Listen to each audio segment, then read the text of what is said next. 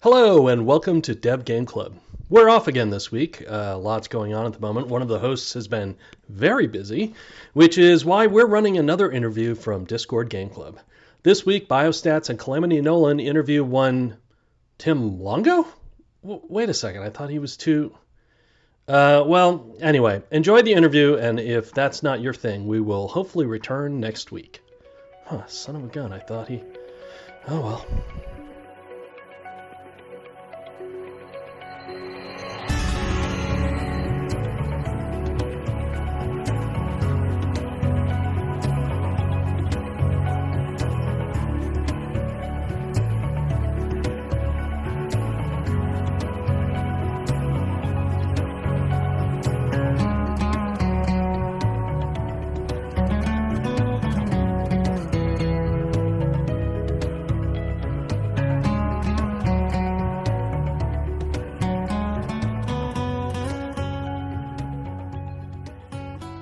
Welcome to DGC Just Rhetoric, a podcast where Nolan and myself interview content creators. Today, we are excited to have a man who loves Mad Max and thinks life is a series of flowcharts, Tim Longo Jr. Tim is also co-host of the main podcast, Dev Game Club, and the co-founder and CEO and the game director at Twin Suns Studio since May 2021. Previously, Timothy was creative director for 343 Industries, overseeing the Halo Guardians and Infinite, and at Crystal Dynamics, where he was a creative director of the Tomb Raider reboot. I'm your host, Ryan, or Biostats on the Discord, and I will let these former theater kids turned game devs introduce themselves right now. Everybody, I'm Nolan, or Calamity Nolan on the Discord. Hello, everybody. I am Tim Longo. Good to meet you both. I've heard a lot about you. First time. First time, last time. We hope. No, I'm kidding. All right, Yeah, thanks for having me on. Yeah, we're excited. One of the things I do want to say is, in your Republic Commando series, you and Brett interviewed each other, and that was episode 221. And that really went through how you got into the industry. So we're going to sort of skip that part. Oh, I got it. Okay, yeah. I have no memory of those, so so whatever we said, I wouldn't even be able to repeat it. All right, and the first question I always ask is about sort of people's handles. You use Old Man Yoda in the Discord. And you also have titled your studio Twin Suns. Why are you leaning into the Star Wars references if you don't have the PJs? How do you know I don't have the PJs? I used to have the PJs. I also used to have the sheets, the bed sheets. I might still. And even behind me, we're on camera here, as people may or may not know, but behind me on the shelf, I have various artifacts from my childhood from the Star Wars realm. But I can't go grab them and show you. And this is a podcast, so it doesn't even matter. Yeah, I'm a Star Wars nerd. I still am. And yes, Twin Suns was definitely inspired by that.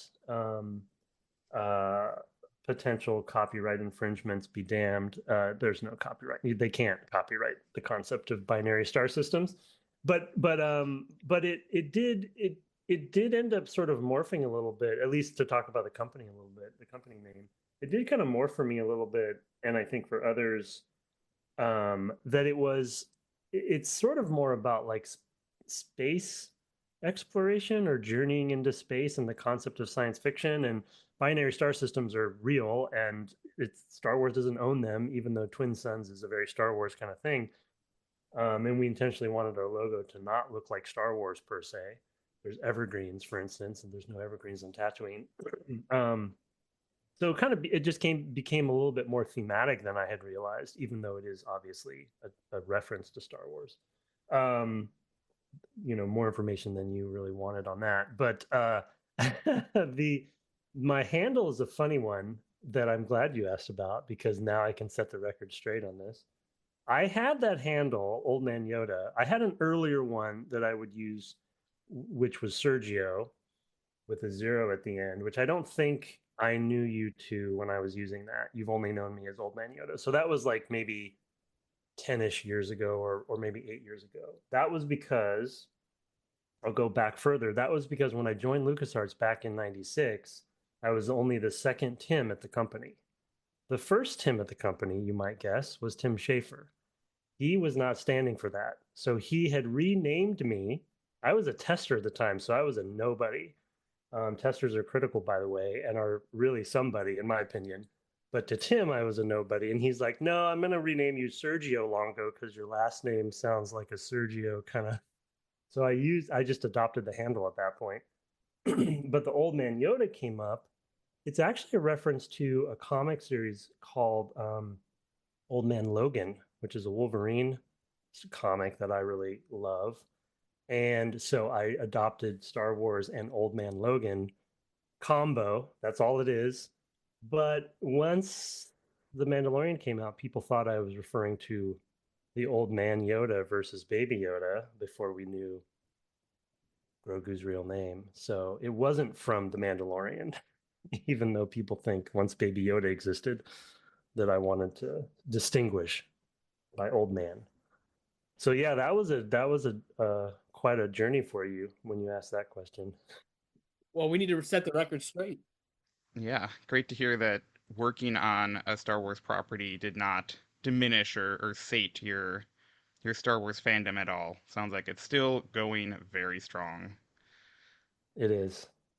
In fact, I will use a visual aid here that is a bit of a reveal, I guess, for YouTube. But then again, the podcast won't know.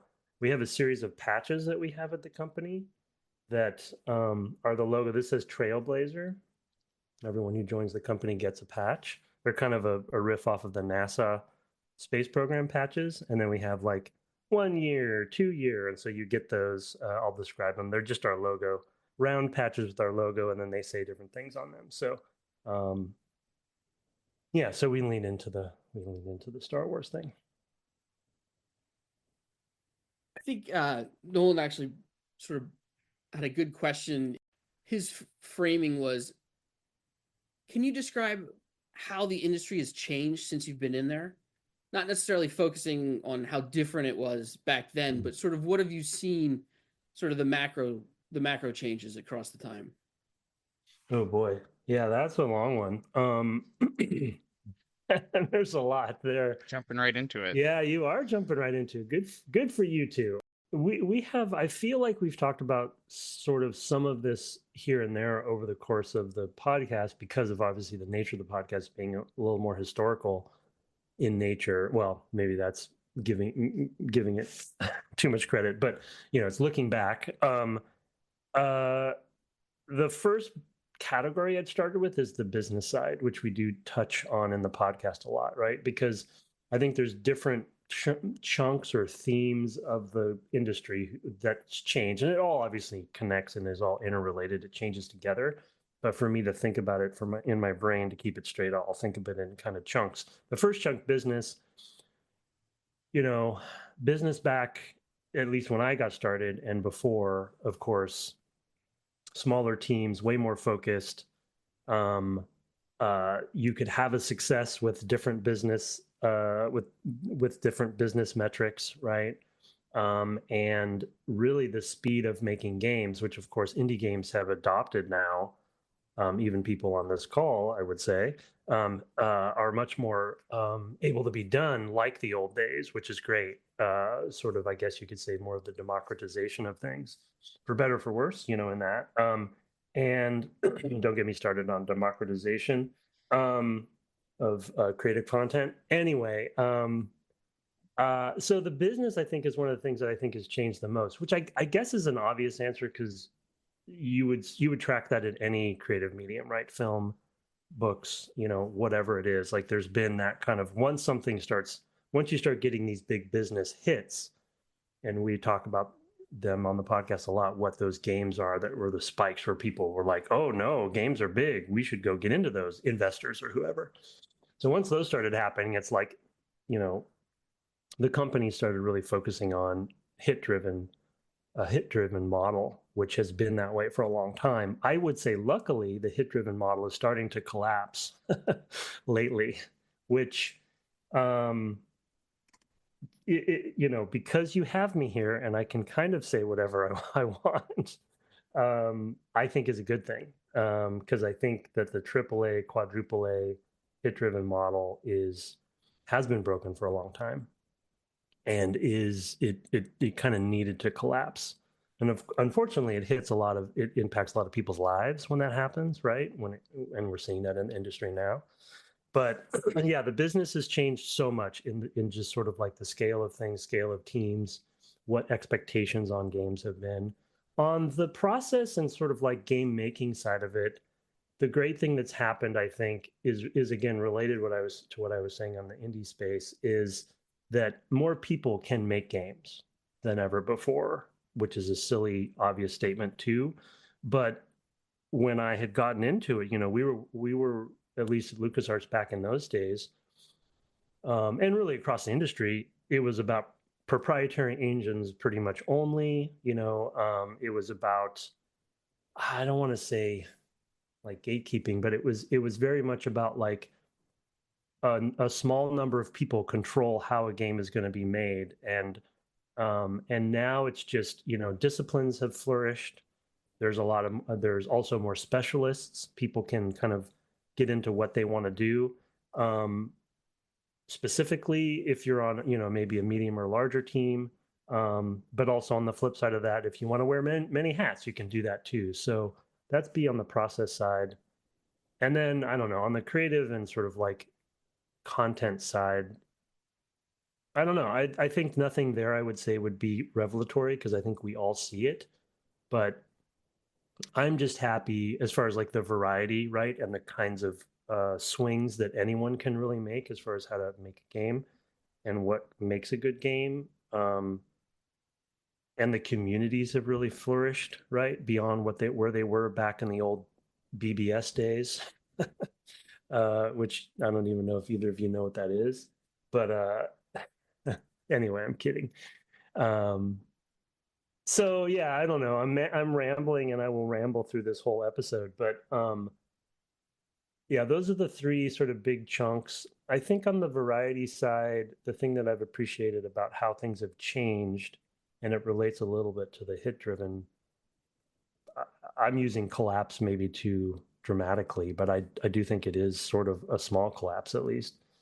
Is that as a developer myself and as a designer myself, I'm glad that I don't have to rely.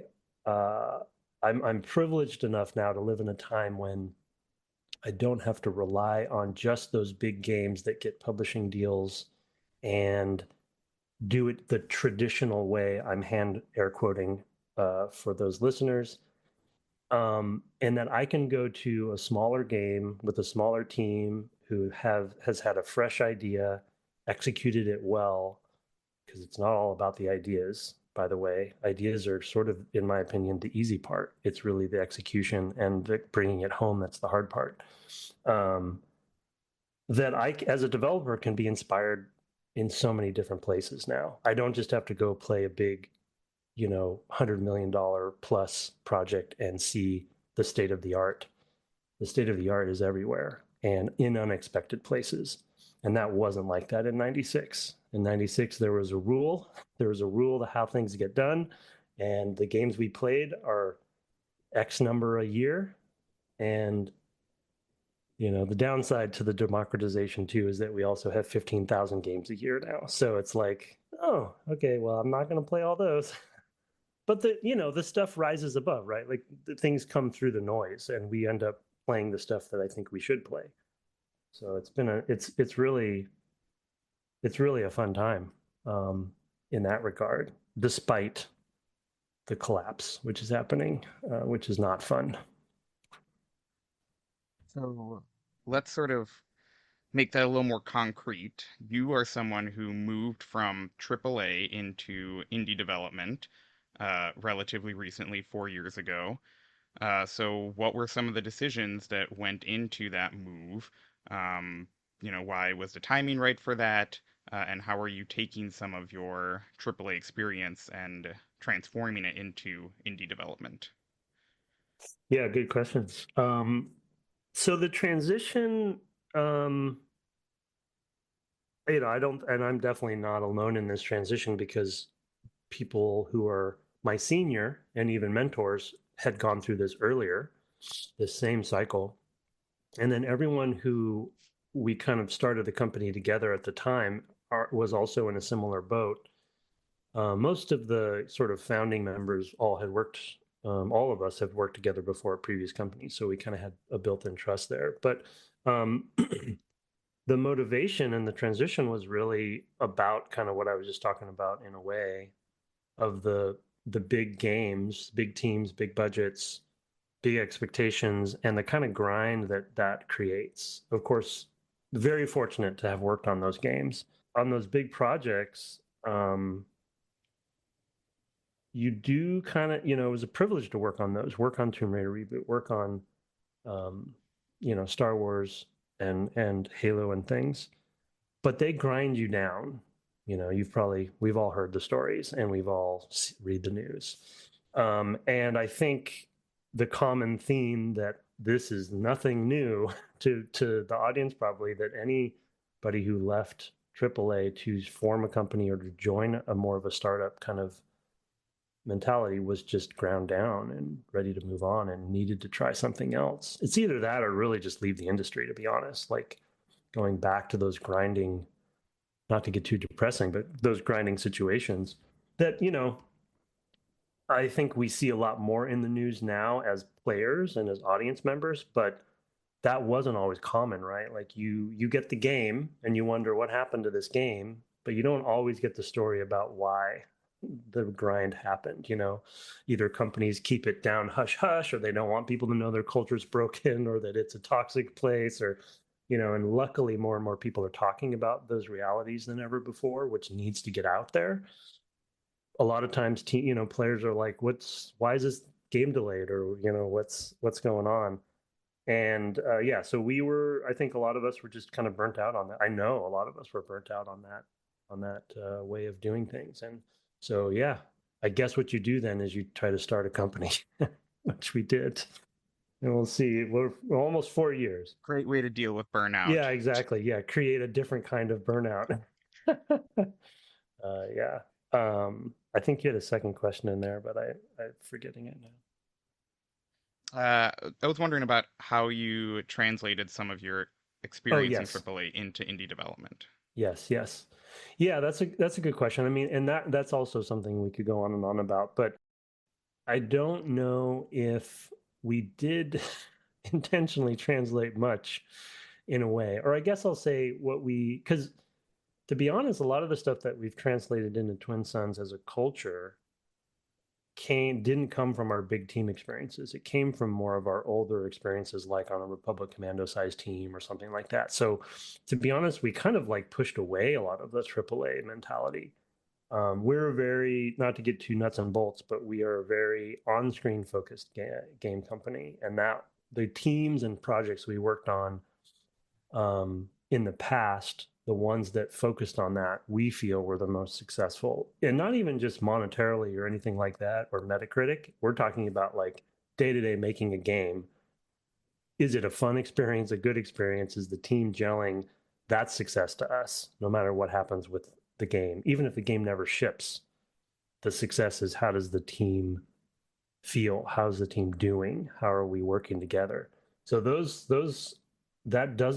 hard to do on a 700, 800 person team that I came off of before this, and there's a different culture there. It's not bad or good. I'm not judging it. It's just a different way to do things, and you have to do things differently at that scale. So yeah, what we brought over was being very on-screen centric, being very iterative based, right? We write almost no design documents. If somebody's writing a design document, it's for the person who wrote it. Nobody's going to read it. It's to get their mind around what they are trying to solve. And we play our game every single day. So it's like these processes that we create rituals around that help focus the team, obviously daily stand-ups and those things. We're all fully remote, by the way, so all of our stuff happens on Zoom, like I'm talking to you two. So there's some nimbleness that comes with that too. It's a good question, because to be honest, anytime we bring a corporate sort of like big team mentality idea into the bucket, it's a little bit like we have to ask ourselves, is this right for our company? And I think a lot of times we say, maybe this is not for us. We're also fairly process light, so we don't try to bring in, it's really just like what's on screen. What's on screen today? Is it good? Move the ball forward. Well, I mean, to sort of spit back what you're saying, I think it's also important to know what you don't want to do and like use that as a starting point, right? So Right. you can identify things that you felt did not work in the past and know to avoid. Right. For at least the veterans, because we do have a fair number of veterans on our team. For the veterans, I think it very much was what the list of things they don't want to do anymore, right? And that's why I think they even attempted it. To be honest, and I've told this story I think other times, but when I kickstarted the thing, not literally kickstarted, but started the idea of even doing the company and started reaching out to people, I fully assumed everyone was like, there's no way in hell we're going to do this, because it's like, it's a very difficult, almost silly thing to do. But there was a lot of positive response, and I think it was coming from the fact that people were ready, at least the veterans who had been around too long, maybe I'll say, to see all of the grinding happen. You said up top, I can ramble as long as I want, so that's what's going to happen. You mentioned something in your answer that I wanted to actually specifically ask you about, and it's, what do you consider successful? What do you consider a success? Happy team. I mean, so it's another good question. You have a series of good questions here, you two. And that might be a little bit reductive, but the reason I answered so quickly, and some of it is just kind of like the state of the industry right now and the state of even our company, and and we're still, like everyone else, I would call us still in survival mode, right? Like everybody's in survival mode right now. And so we are focusing a lot on happiness and kind of taking care of people. And for me, going back to your original question of like, how has the industry changed? And I think this is probably different phases of different people in different people's where they are in their career, because I'm sure, again, my mentors and seniors who kind of helped me come up in my career or in the industry went through this 10, 15, 20 years ago, right? So it's the same cycle. But the early days success was, I think for me, success was very much about design quality and clever design, and feeling like we had something unique and different, and really quality focus. And I'm not saying we're not quality focused now, but it's not maybe the end all be all. And then the next kind of phase kind of turns into, because the projects got bigger, so it mirrors how the industry has changed for me. Then success became monetary. It's like, how many copies did we sell? Blah, blah, blah. And I don't know if it's just that we're getting old or what, but we take our studio values very seriously, and they're on the webpage if you want to read them. And they aren't just words on a webpage. We do use them almost daily. And the top one is people above all. And so for the company and for what we try to do, even if we close tomorrow, even if we never ship a game of our own, I think what we realized, which wasn't the plans when we started, we didn't even know this when we started. What we realized is that actually the team working together well, being as happy as possible, you can't be happy all the time, but to try, and to try to make games in a more responsible, respectful way for everybody at the team and at the company, that was the thing that we were chasing. That was the success that we wanted. I'm not saying we've achieved that fully, but we have made really big strides in that regard. And so even if we close tomorrow, to me, I think we might have been a success, but nobody will ever see it. The only thing that would transpire beyond the company closing would be, I would hope, is the team members will then spread to other companies and hopefully, preach the gospel, if you will, or something, right? And like, maybe, hopefully they had a good experience at Twin Suns and that they would take that with them and maybe impact other teams. That would be my hope. What is your goal for Twin Suns? Yeah, that's changed over time too. I think I think it goes back to the previous one in that I think our goal for Twin Suns is to create a sustainable studio where people, you know, are happy to come to work every day and can do their best work. Even if we never get a 90 Metacritic, or even if we never sell a billion copies or whatever the hell, which I don't know if it's just that I'm old or what, but it's like I almost don't care about that stuff anymore. Well, I mean, we want to make it fun first. On-screen fun is really our goal, making a good game and a fun game. But the metrics of it and the money side of it, and we have investors that need to have a return, right? There's monetary pressures, but it's also a risk reward business, right? They are risking, and it may not reward, right? It could their investment, and it may not be returned. So yeah, I think our goal has turned into. I think our goal initially was, let's make our own IP, let's do our own thing, let's make a unique subgenre of a thing, and be kind of the owners of our own destiny and make something fun. And I believe are doing that, and even maybe have done that. We're at kind of a vertical slice phase with the game, I'd say. But what it's turned into is really just about the team now. So our goal, I think, now is to make sure that company is a good place to work for as long as possible. Which, again, I don't know how long that is. So I'm just being blunt. The industry is rough right now, as you both know, like really rough.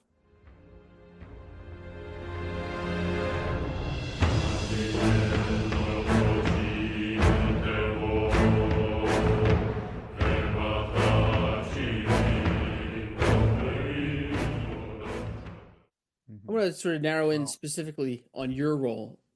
What does a creative director do exactly? It depends, to be honest. It depends on the team, the game, and the studio. To be honest, that definition of that title. And at Twin Suns, I actually specifically call myself a game director versus creative director for some specific reasons. But for all intents and purposes, they're similar enough. But yeah, I think, depends on, and it's funny how all these questions actually kind of relate. You may not have thought of that, but they kind of do, because if you go back to the question about how things have changed and why we even started Twin Suns, the creative director on an 800-person team is very different than a creative director at our company, right? Because we're so much smaller. And so at a big company, and this is, I don't think any of this is really rocket science.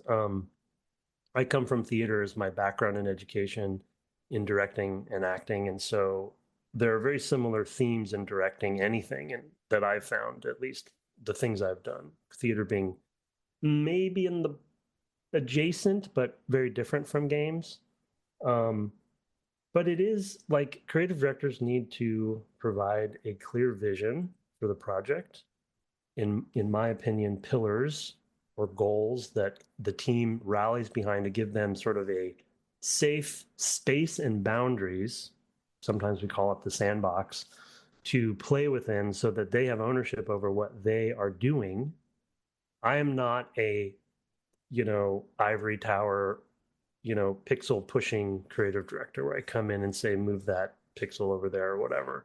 I'm not kind of that sort of same top down. I'm not a Kojima. I don't know how he does it, but we get a sense from him that he's pretty auteur focused, right? Like he's really got his finger on the pulse of everything. And I do that day to day, but I also am much more of a collaborative. So I'm answering your question in a little bit about how I do it, because I think you're going to get a different answer from pretty much every creative director. Collaborative based, ownership based, and accountability based. It's like, give that box that we're playing within, keep everybody on track with that vision and on track in that kind of sandbox, but let them own what they own in the sandbox. Because also one of our values is like, the games will be better if you listen to the team and you work collaboratively to amplify and multiply the game. I appreciate, as you both know, Kojima's games, and I don't mean to pick on him, but because they are so auteur-like, and it does feel like there's a singular vision there. But teams make his games too. You know what I mean? There's teams in there that are making decisions that he didn't make that make it better. And I still just fundamentally believe you want that clear vision, but a creative director isn't the idea person, shouldn't be the idea person. There are some high level ideas that comes from the creative director about what we're doing and why we're doing it. So I have to provide that.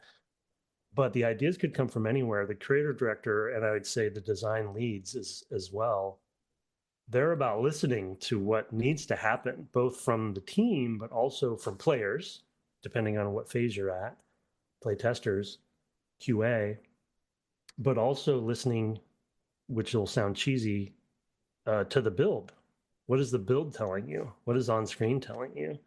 We talk about this all the time. Talked about it today before this call. And it's about keeping the team on track.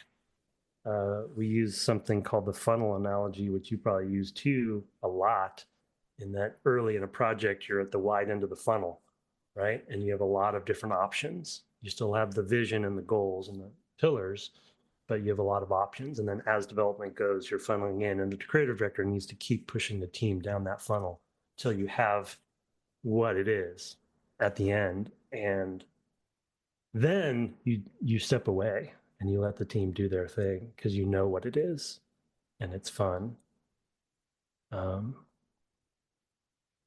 Did that answer the question? Yeah. Speaking of fun, what part do you enjoy the most, or what do you take the most pride in doing well? I mean, as a partner to what you just, the previous question, it really, I think, is about guiding. I have the most fun if I can successfully help a team succeed. Do you know what I mean? Like, and part of that is a vision that they understand and are clear, which I have failed at it before as well. Like sometimes the visions aren't clear, or they're,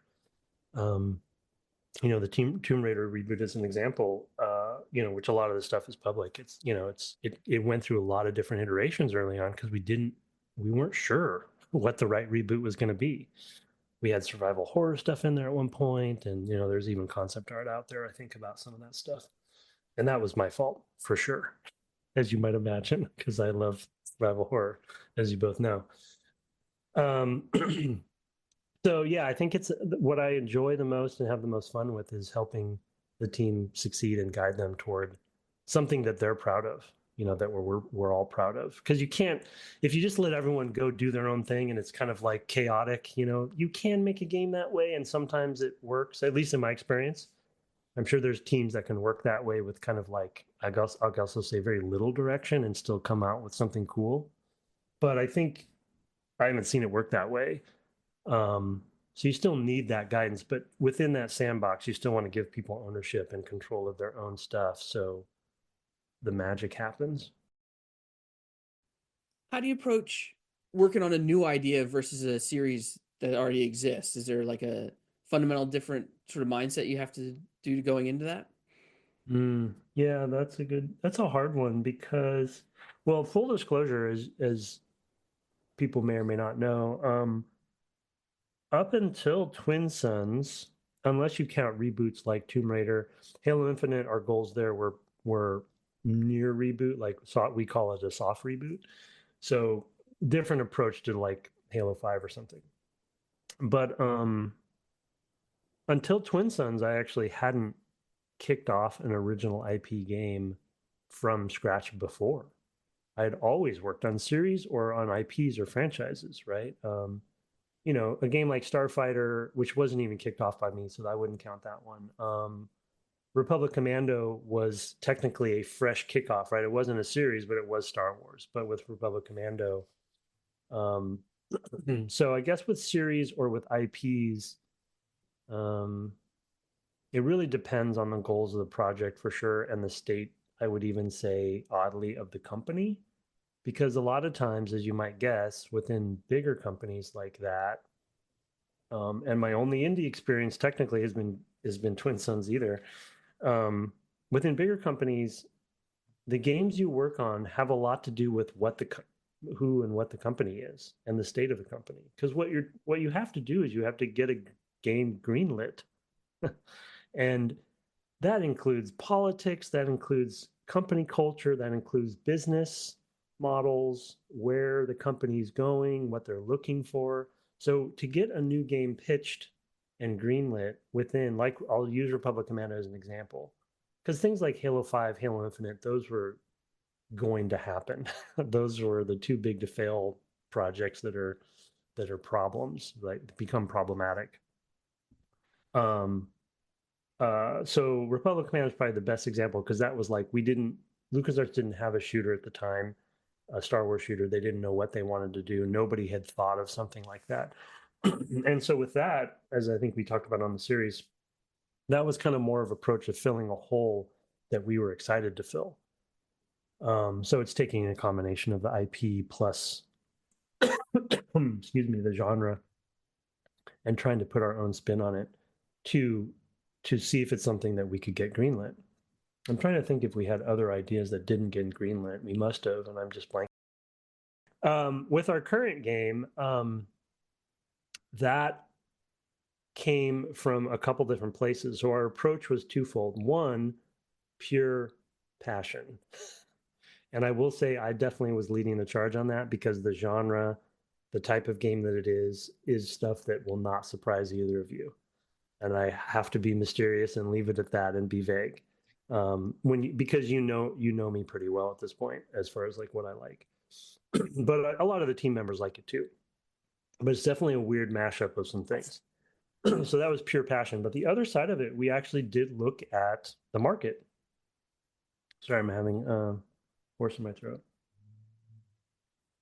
And we did look at the market, and at the time we were fundraising for the company.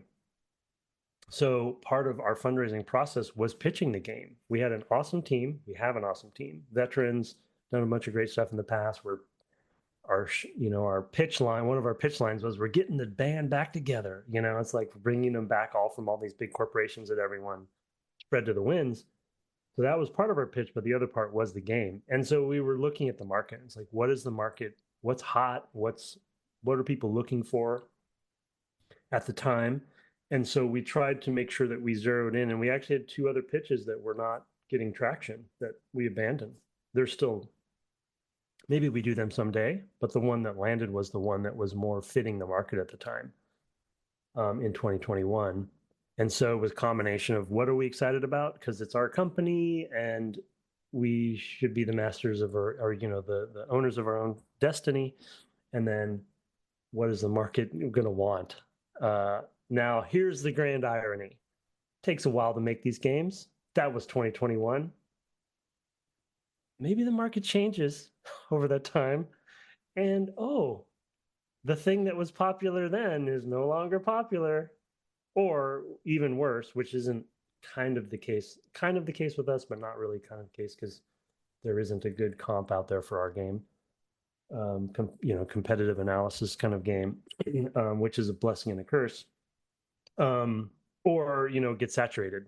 So now we have our thing, it's not done, but is the time still right? So timing is critical, right? Shipping in the timely manner when that thing is still hot. So luckily got our funding, but then times have changed. So we're still, struggling with that and working on that. But yeah, it's a passion, and I do think you need to look at the market as well. You want to be excited about what you're doing, but if you're intending to spend the kinds of, we're indie, but we're not we're not self-funding or anything, right? We still our budgets are a little bit in the middle, I guess I'll say. If you're spending even that kind of money, you want to look at the market too. So we tried to thread the needle on both of those. When you're running a project, how do you decide which aspects you're going to forefront and which are going to be more supportive? Wow, that's an interesting question.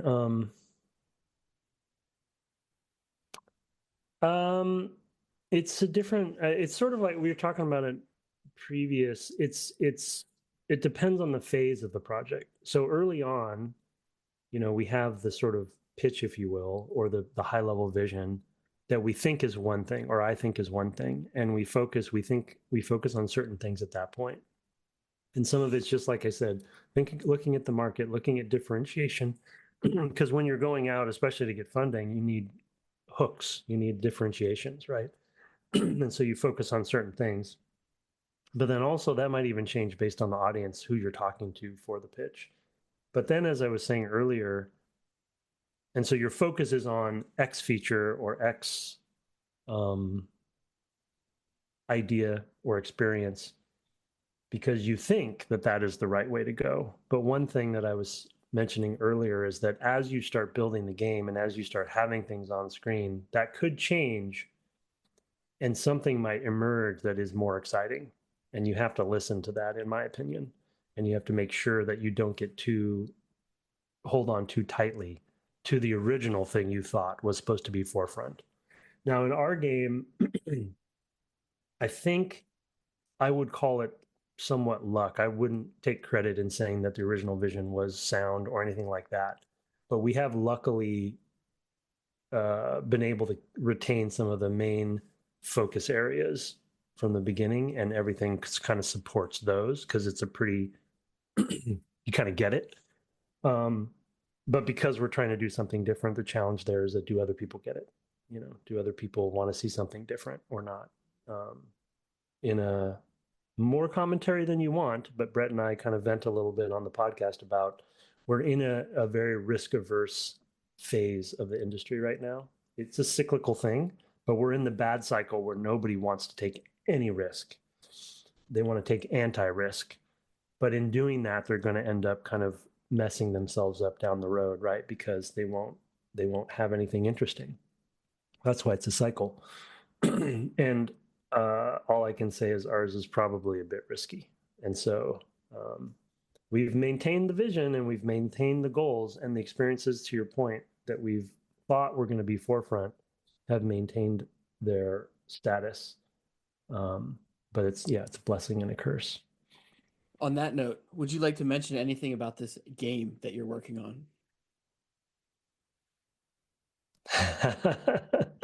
I sure would. I really do want to talk about it. And as I was telling both of you pre-show, we are working on a plan to try to talk about it more and not be so mysterious, because we've really been too much in the dark mode for too long.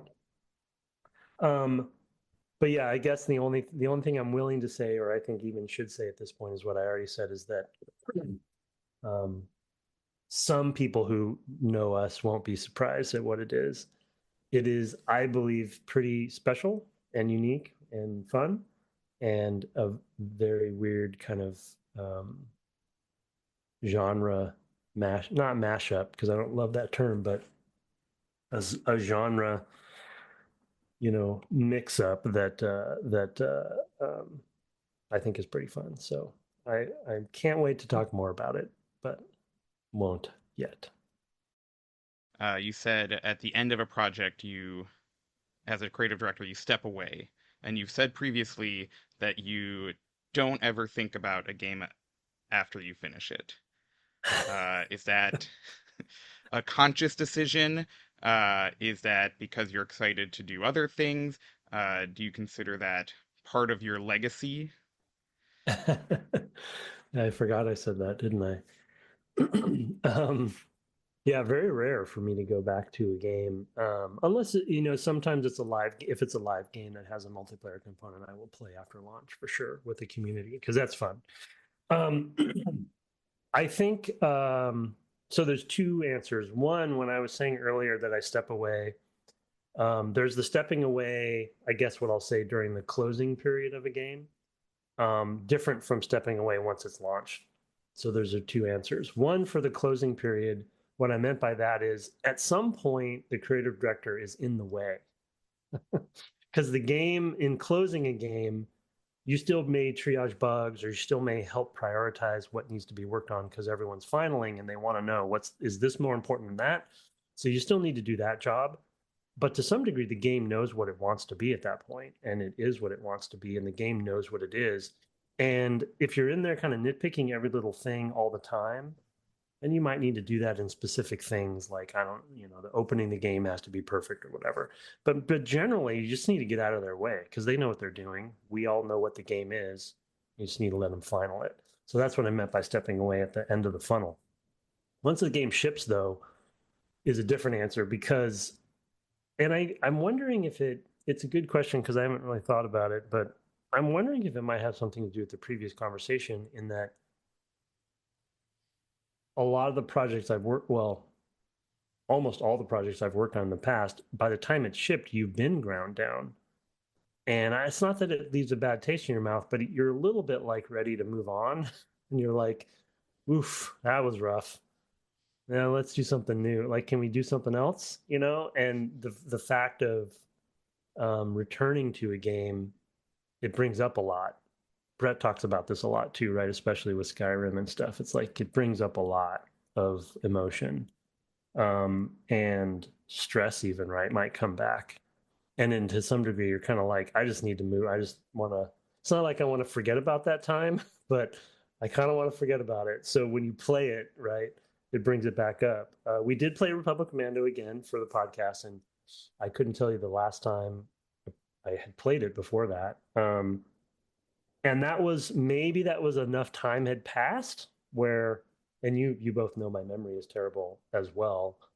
I just forgot about the trauma or whatever it was, and I was like, I was able to enjoy it, but yeah, it's definitely takes me a while. Time heals all wounds. You Yes. brought up Brett. I think maybe now's a good time to talk about your relationship. You've kept working together on many different projects, on many different companies, and also a long-running podcast now.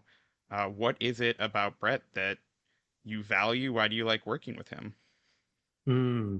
Wow, that's a loaded question. What do I value about Brett?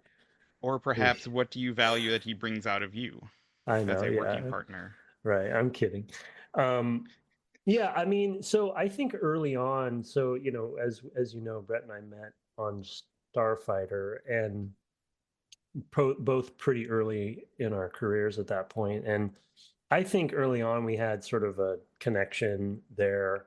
We both were in sort of critical roles on Starfighter, so we ended up working together day to day very much, right? And had come off of, I guess I would have worked on two different after QA, in which you get to work on multiple games. But as a level designer, I'd worked on two games before that, and I think with Brett, as he's talked about, I think he brought into Starfighter a, and I don't even know because that was his first game. I don't even think he knew he was doing it until later. He knows now that he was doing it, but he was a very customer service focused programmer. And his customers in that case were the designers, level designers a lot, but a lot of it was design. I mean, he was helping everybody, every discipline, but he worked with us a lot. And I think we just built up a rapport there. And I think it was nice to have a programmer be that focused around how to help the team versus a little bit more gatekeepery of like, well, we're the programmers doing all of the real work. And so tell us what you want and we'll do it for you kind of things versus what Brett's typical MO is to empower people to do things rather than do it for them. And that was a kind of a key thing that we all look back in, and he tries to employ today at our company as well for his programmers on how to do things. And I don't know what duo famous comedic duo we would want to use as an analogy here, but we do have a bit of a contrasting element, I think, in our relationship and friendship. We're very different in a lot of ways, and I think whether it's those Muppets that I always forget their names, or Statler and Waldorf. yes, those two, or Laurel and Hardy, or whomever, whatever it is you want to say, Bert and Ernie, that it's there's always been a good contrast there. So we've kept in. there was a gap where we didn't work together for quite a few years, and we were just just friends, and I was keeping tabs on him, and he was keeping tabs on me. He went into the indie space for many years, and so then we acted as a sort of like venting at each other, kind of friendship, because we weren't on the teams together. Um, so yeah, I don't know. I think once we hit it off, and I think we were like-minded, but I think also the contrast, in my opinion, the contrast is pretty important in our friendship because, um, he keeps me honest. He can be a little snarky, a little too snarky for me sometimes, but that's his thing. Um, and um, and I think that we have different D&D attributes, if you will, that make up a different party composition.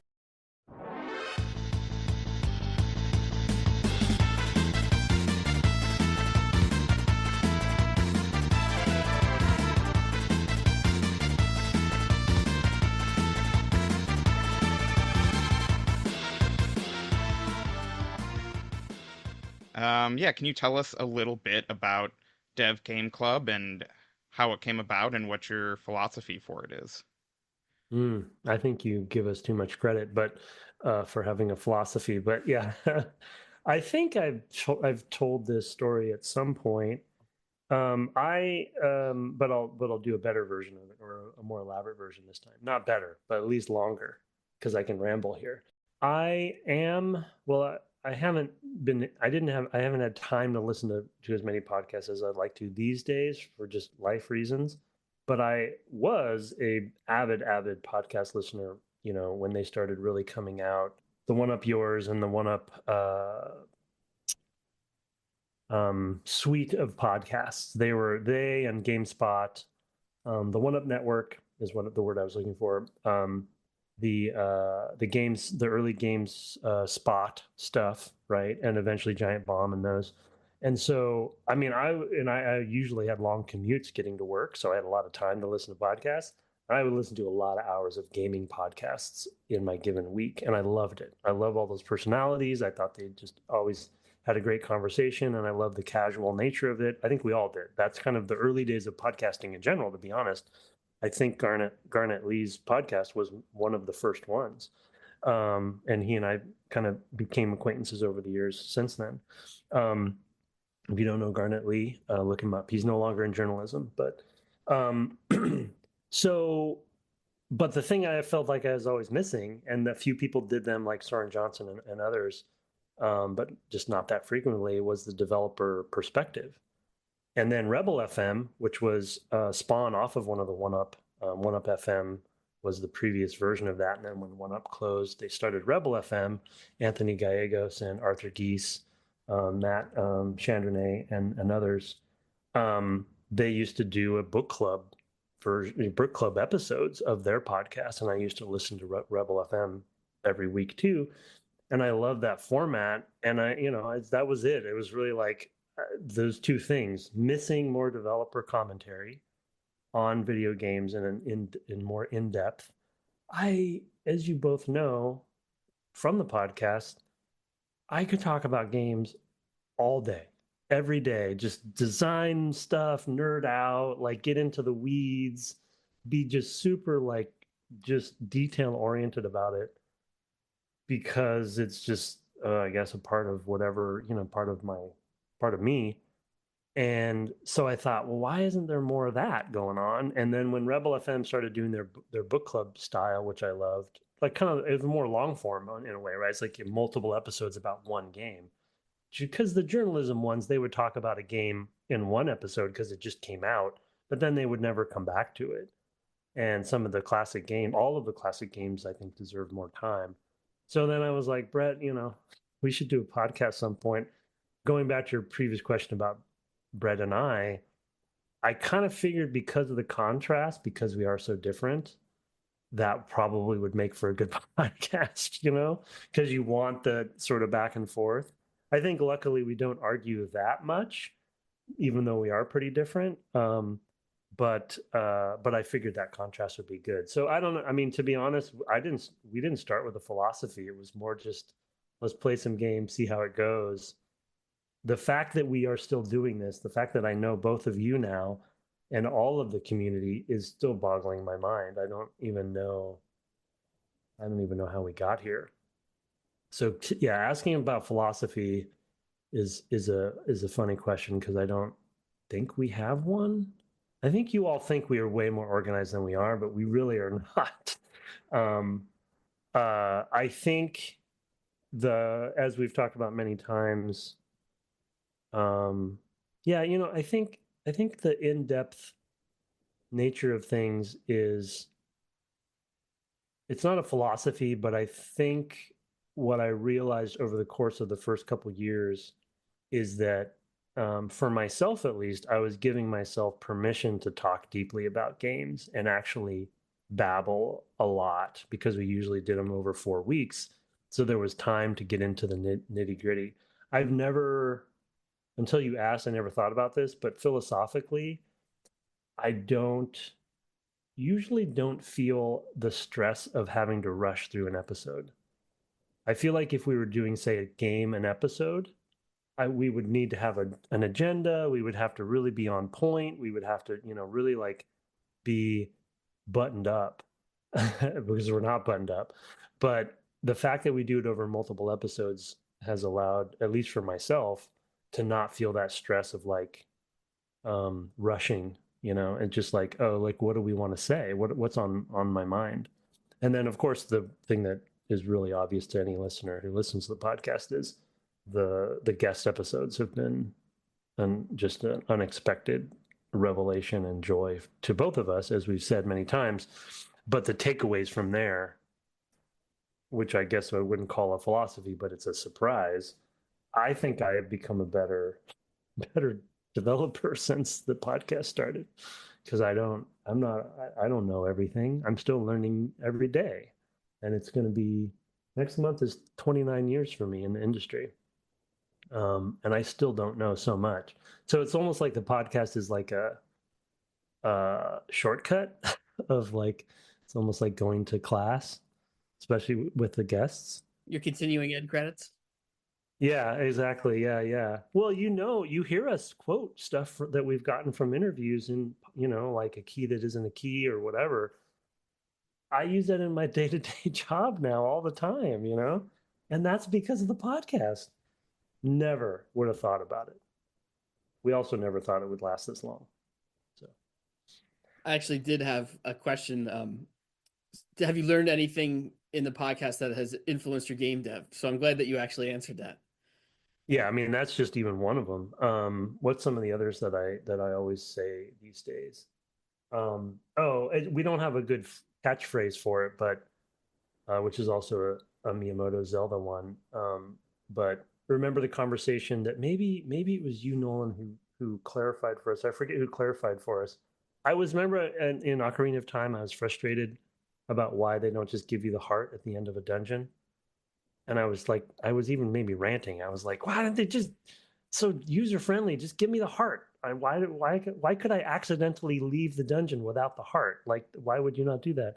And then somebody wrote in and was like, dummy, there's a reason for that.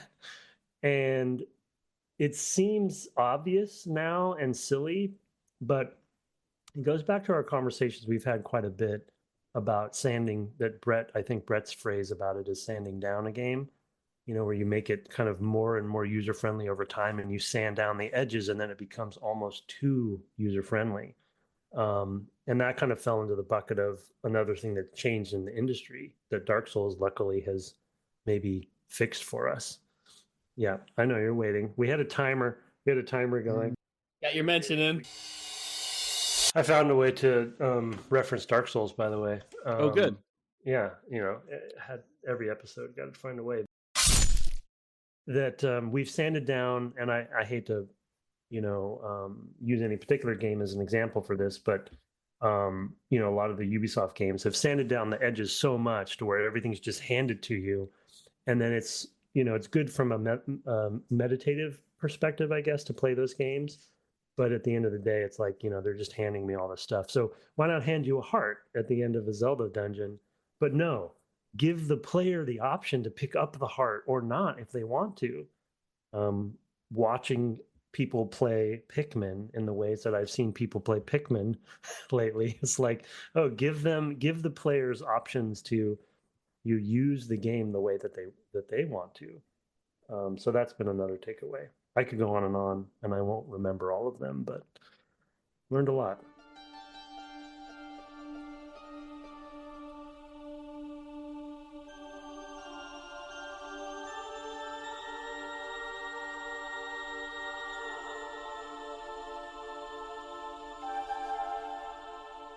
What's your process for a week of the podcasts?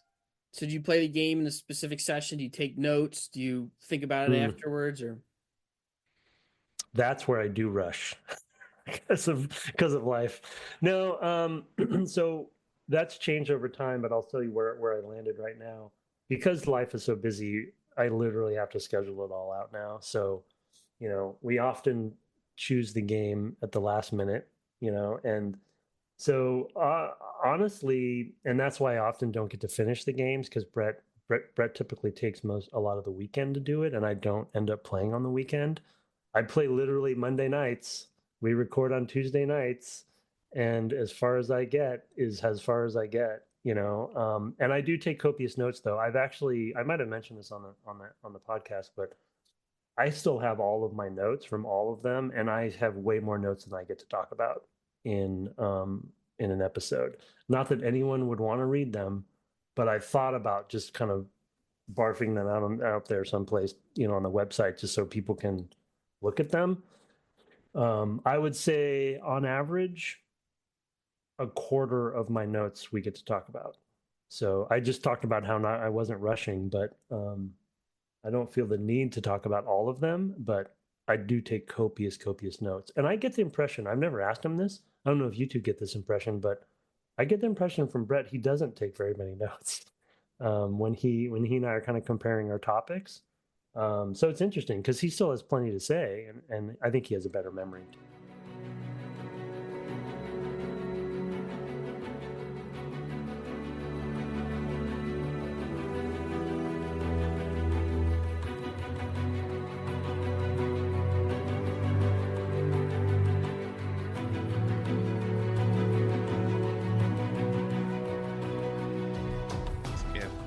Have a philosophy, then do you at least have any takeaways from your podcast?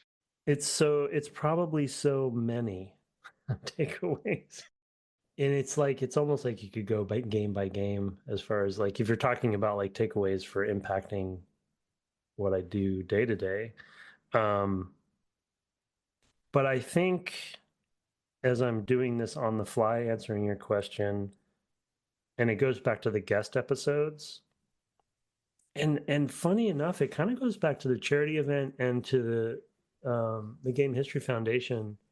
Wait, is that it? Game History Foundation? No, the Video Game History Foundation. That's right. Video game. I was missing the V. That the guest episodes have made me realize that, and hopefully all of us realize that we need more capturing of developers' perspectives on the games they made. And I know that's part of their charter, right? Through documentation and artifacts and all the things that you both interviewed Phil on. So I think they're on the right track. But even Brett and I have a colleague, David Walensky, who has a website I think I mentioned called Don't Die, that he's been working on it for a couple decades now. And Brett was one of the interviews. And so David's he has eventually gotten himself into a place where he calls himself an oral historian. And he is a journalist and a writer. He actually used to work at The Onion as well. So he's done a lot. He's done the rounds. And he has a book out, a couple books, or a book coming, and one is out on Gamergate. And so, but his oral historian he's interviewing all these developers, and he goes really in depth with these interviews. So I think that's an example of we need more of those artifacts. And we're not as fancy or as well organized as he is for the interviews.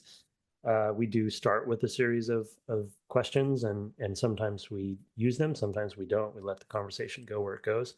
But as far as takeaways go, I think my big takeaway is we need to capture more interviews from developers who have worked on these classic games. Maybe any game, I'll say. I don't know how we do that other than the Davids out there just doing it, but it's very daunting, it sounds like. But there's so many gems in there that if somebody doesn't ask them questions, these developers, how are we ever going to get that information, you know? And so I guess my takeaway is we need more interviews of developers. Working on it. Yeah. You did say in response to our Phil interview that you would send stuff to the Video Game History Foundation. Have you identified any artifacts, or have you changed your process at all to make that easier? Oh, change the process. That's a good question. That's a good question for what we're doing at Twin Suns. I guess I'll have to think about that. We probably should. As I said, we're pretty document light, so it's a little bit weird. What artifacts would those be? Well, we have stuff though. No, there's one specific thing that I think I shouldn't admit on on here, but I probably would send them, and I don't know if I get in trouble or not. As we talked about, I think when in the conversation you're referencing, I'm probably a little more laissez-faire about this than if that's an appropriate use of that term than Brett is. I'm less paranoid about it than Brett is, and I'm kind of throw caution in the wind. But I do have the original design overview brief, I guess I'll say, for still in paper form, bound, and it had a different name at the time and stuff. And I would like to send that to them, but you know, not listening, but they might be. Might be listening. The thing is I don't that actually might be out there someplace, but and it doesn't even give anything away really. I mean, it's technically proprietary, obviously, content, but that's one thing. I mean, I have some magazines that I think they probably have and some older things. I actually get rid of most of my stuff, so I don't have a lot, but I have kept a couple things. That's one of them. I wish I had it here. I'd hold it up and show it. But yeah, it's kind of cool. It's our original pitch document, essentially overview that we submitted to leadership to get the game greenlit. Have you learned anything from the emailers or listeners? Yes, that's also probably a long list. But what comes to mind first? I think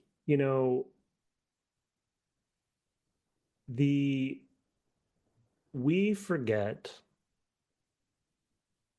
as developers all too often the real, like I talk about on screen and I talk about play testing and usability, and there's processes for that to get to players to get feedback on making the game better.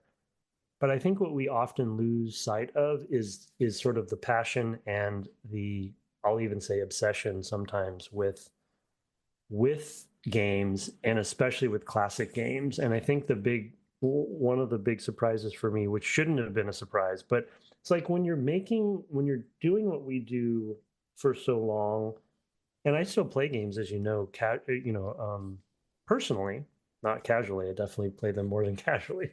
I play games for fun all the time. I play a lot of games. So I am a gamer and a player, but it's always through that lens, right, of like being a developer as well, which is kind of like good and bad. But I've lost perspective so long ago, for speaking for myself, about like the real passion for the community. And some of you are game makers too, but you're also a community of players, and you have your own opinions about things. I won't name any names, but they might be on the call. And you have your own opinions that are really good and valid. And when you're kind of when I'm in my bubble, I just have lost track of that. And I think the podcast has really taught me. So this is more of a broad, it's not like a one gem or a couple of gems specific things, because those are there. I just can't remember them right now. But a general broad thing I've learned from the podcast, from the community, is to remember the joy that comes from playing games and why people do become fans and obsessed with certain things because we're playing these classic games. Like Brett always jokes, there's certain games that when we start playing them, it's like people have a lot to say, and it's because they're so beloved. And I love that. And I forgot, I forget about that stuff because you're just always trying to whatever ship the next game, get the next paycheck, whatever it is. You just kind of get you. It's a business and a job, but you forget about why you're doing it sometimes. And so the podcast has been nice because we're not, other than Republic Commando, we're not talking about our games. We're talking about other people's games. So it allows us to kind of like distance ourselves and be one of you as well, hopefully, where we're part of the community too. I will never get to make a Metroid game, but I love that series, and I love talking about it. And I know a lot of the fans love it and play it in ways that I could never play it.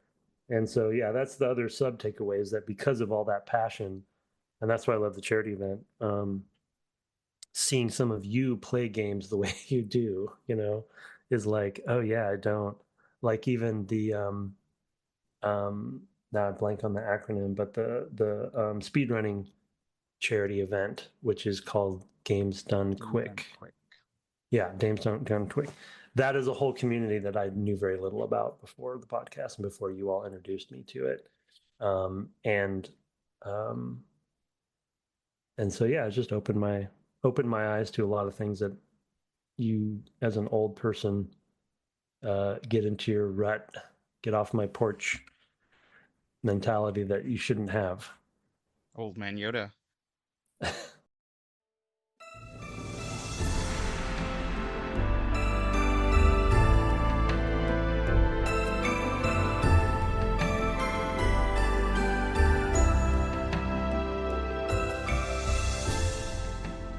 On that same notion, we have a guest question from Ben from Dragoon Effect.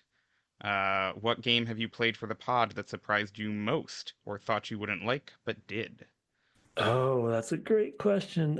There's actually a few of them, but the first one that comes to mind for me on this one always, I'll think about more. Castlevania? Oh, yeah, that is one of them. I was going to say Pokemon, but Pokemon too, but no, the one you're not going to guess it then. Shenmue. Oh. That one. Which way? I don't know why. No, in a good way. In a good way. That one surprised me because it's kind of it is an infamous game. You could say it started some genres or subgenres. It definitely trailblazed in some ways, but it's also unlike anything out there, especially at the time and still today. It's hard to say you can find something like it. And I had no idea what it was, to be honest. Like I always heard about it. And then we started playing it and I was just like, what is this? And at first I was like, this is a bunch of nonsense. But you keep going and it's like, it is a wild, weird game. I haven't played the others, but that was a big surprise for me. And I think I learned a lot. I mean, and you can see as an influence, whether it's walking simulators or games that are more ambient or lifestyle games, as we might call them today, Shenmue was a big part of that, right? Let alone QTEs we won't talk about, but I don't like to talk about QTEs. But anyway, so that was one that comes to mind. That immediately comes to mind. Other surprises, Castlevania for sure, because I was such a Metroid fan, and I'd always heard the term Metroidvania, and like, oh yeah, Vania is the last part of that term. So Metroids are the more important part. Vania was just a tack on to give them like a consolation prize or something. And then when we played, I still kind of think that to be true. I like Castlevania, but I feel like Metroid pretty much nailed the formula. They did, yeah. However, Symphony of the Night, it's like it's sort of the Blizzard approach to some degree, which they get too much credit for. But it's the example I always use is they may not have innovated, but there is something to be said for polish and perfection. Perfection may be a strong word, but Symphony of the Night is the same formula for the most part. But I would say mechanics and game and moment to moment skill based gameplay is different and better in that than Metroid. But just like that game took the formula, to your point, beyond, and I just was very surprised by it. Other things, I also think of Bayonetta that way with regards to Devil May Cry, yeah, where it you know, couldn't exist without Devil May Cry, but it was the best Devil May Cry game when it came out. yeah, a good example, exactly, yeah. Um, yeah, I'll have to think about. I want to open the web page now and like refresh my memory. But yeah, keep asking. I want to. I actually.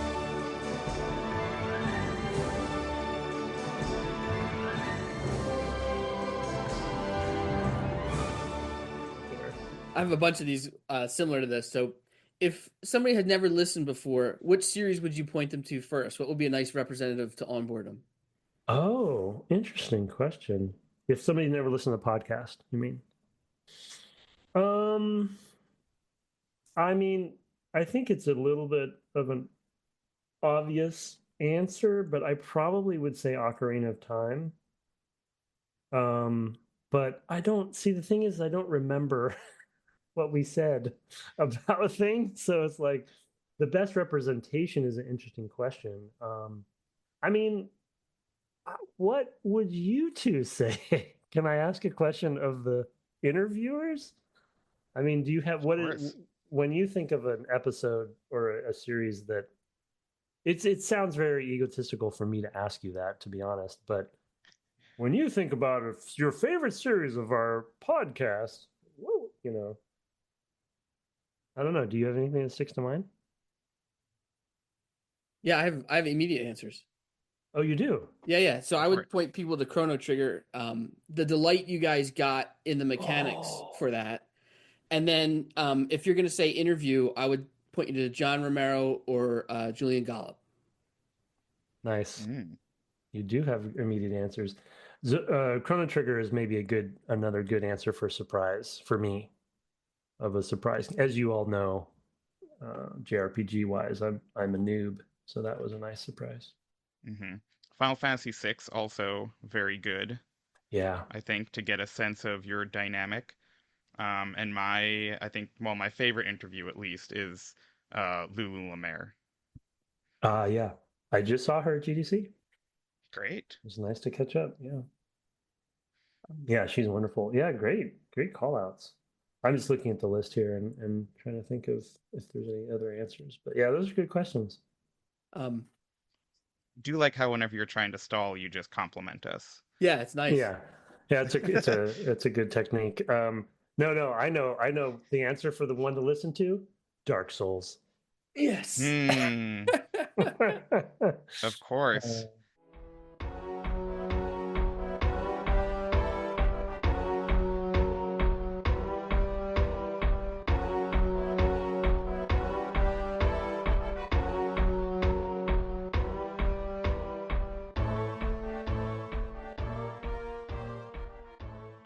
This is a guest question from Kaon. Now that you've beaten Final Fantasy VI, are there any other unfinished games from the podcast you desire to complete? All of them. I think it's important, Nolan. You have to read the side note. It's a long side note, but okay. Side note, this is not a dig about Mega Man. I have a massive respect for the effort Tim and Brett go to make the DGC podcast, and I appreciate every minute of it. I could go on and on about how much I enjoy the DGC podcast and how much their community has become a part of my life. Of course, I wanted Brett and Tim to make the games that I like, the games that I like, but I just don't see a future where Tim spending more time with Mega Man 2 resulting in him enjoying it more. Well, I mean, I appreciate him saying that, and thank you for the question, Kaon. That is amazing to hear, and we're so happy to have you listening. And I'm happy to be a part of the community too. No, with all seriousness, as far as like the answer or the question, also looking at the list here to my right, um, I actually do put Mega Man up there pretty high as far as a game I would like to finish. And so I haven't mentioned this on the Discord lately yet because I've been gushing about Hollow Knight. And again, this is coming from the charity event. A lot of it has been inspired by that. I'm still not sure I'm gonna do a, what is it called? An item mix up Randomization. randomization. I don't know if I'm not ready for that in any game. But I have moved on to Shovel Knight. Also inspired by the charity event, like Hollow Knight was. And I bring it up because Keon asked the question. And that game is also amazing. And it's, it is so interesting to see a very direct inspiration from these classic games about how a modern indie developer takes those inspirations and makes a modern game out of it. It's just fascinating to me. And Shovel Knight's even better example than Hollow Knight because it's so I don't want to say religious to, it's so anyway, it's so religious to the aesthetic, right, of those classic 8-bit games. So Mega Man, I guess I would like to finish both that and Mega Man X, but he always brings up 2 first, so I guess I should at least finish 2. But I would like to finish both. Some of the ones, to be honest, the reason I said I do want to finish them all is that I think there's quite a few of them that I think are pretty realistically easy for me to do. I just need to put the time in. Like Far Cry 2, I should finish Far Cry 2. It's not hard to do. I should do it. GTA 3, roll my eyes. I'm pretty close to the end of that. Devil May Cry, I'm pretty close to the end too, but watching Nolan play that last year or the year, maybe has convinced me I won't be able to. You can just get through it with items. Yeah, that's true. Yeah, but some of it is just you put the time into, right? As well, so it's just the time thing. But yeah, I will say that I guess I technically didn't finish Final Fantasy IX, but I feel like I need to do that legally. So that would be the other one. It was a pretty well listened to one.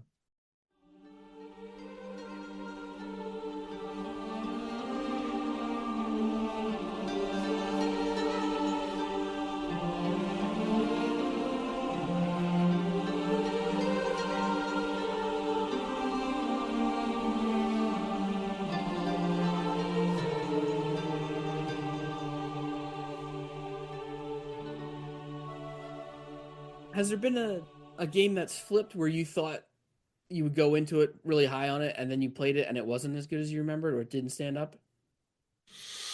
From the podcast, you mean? Mm-hmm. That's a good question.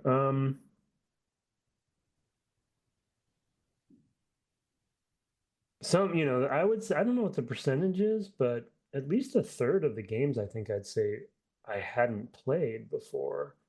So you're kind of asking about ones I had played though, right? Yeah. Yeah. Or had an idea of going into it, I guess. Right. Yeah. That didn't end up being the case. Yeah. I think well, the funny thing is because of the ones we've chosen, as I'm just again scanning this list, I feel like more often than not the opposite happens because I had a preconceived notion, and because we're choosing games that are kind of beloved and classic in some way, they surprise me and I realize, oh yeah, that's why this is a classic, even though I was kind of poo-pooing it before. But ones that come the other direction, I and this will be blasphemy and people will, I don't remember what I said on the series, to be honest, so I might contradict myself here, but I just don't think GoldenEye holds up. I know it's a beloved game. I know it's a trailblazer and it had a lot of impact on a lot of console shooters, but I'm not sure that game is good. Sorry, folks. This is the Halo and you just jumped out. Yeah, I think so. When you put those side by side, it's hard.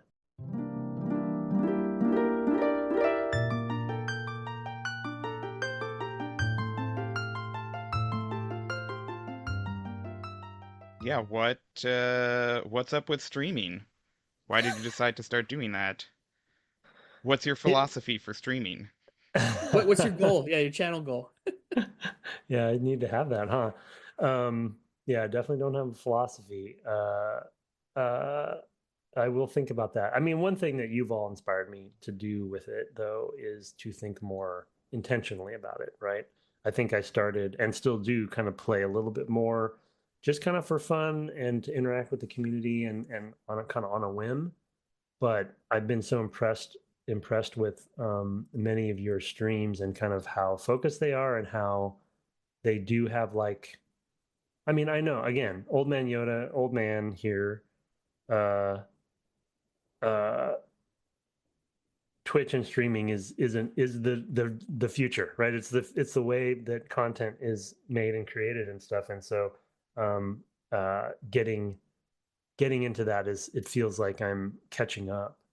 Um, why I got into it was really you all, the community. You know, just seeing how many of you do it and how cool and fun it is to watch, and feeling like it might be a good partnership with the podcast um, as well. Because I definitely play things that I want to play, but I also try to find something that might be adjacent to something we're doing.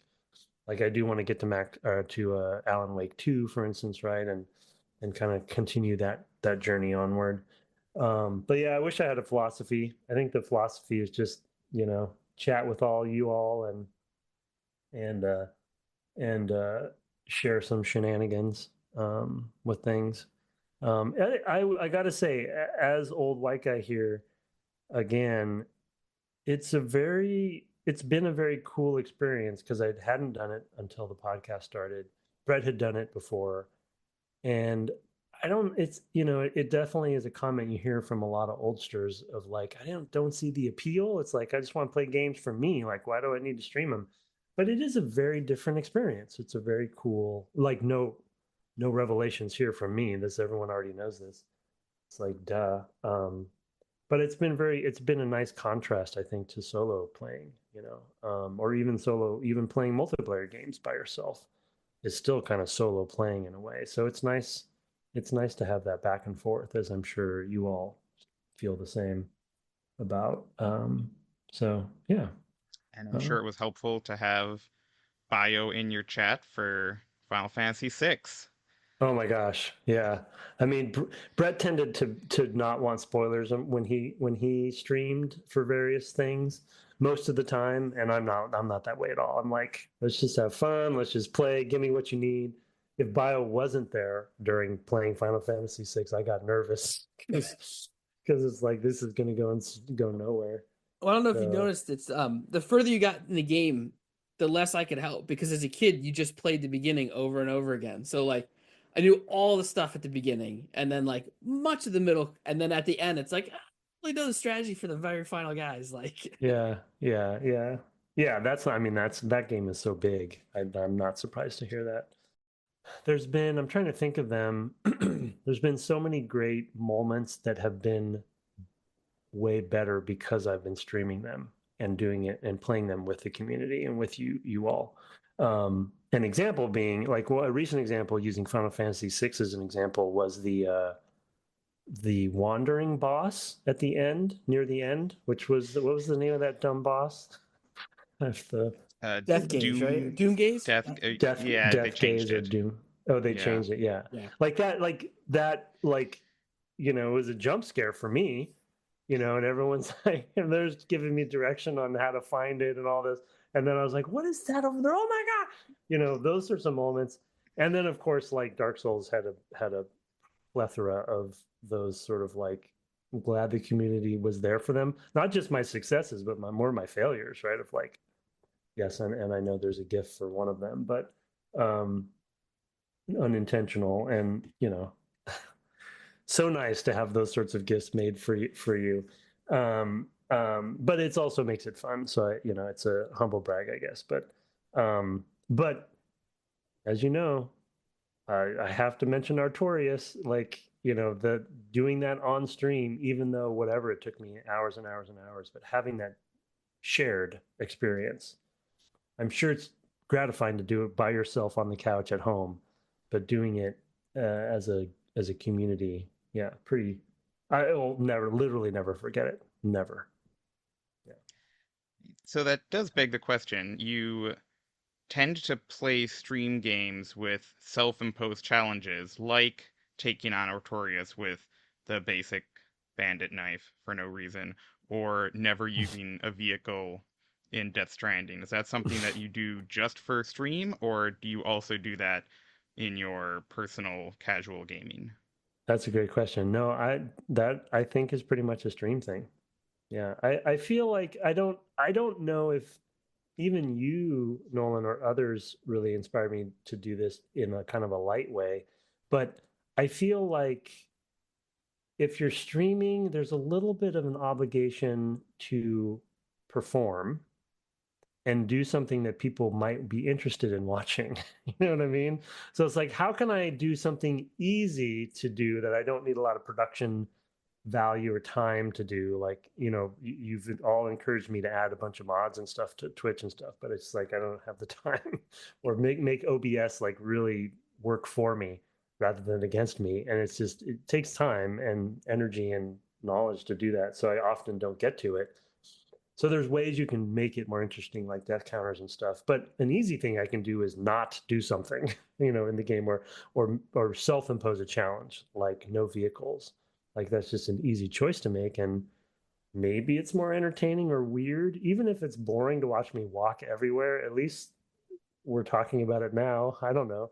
So yeah, I do feel like that's a streaming specific choice because I don't usually I kind of min max my way through games if I'm playing by myself. I'm like, no, I'm gonna optimize this, and that's definitely You not are a theater optimizing. kid. Yeah, exactly. Yeah, always perform.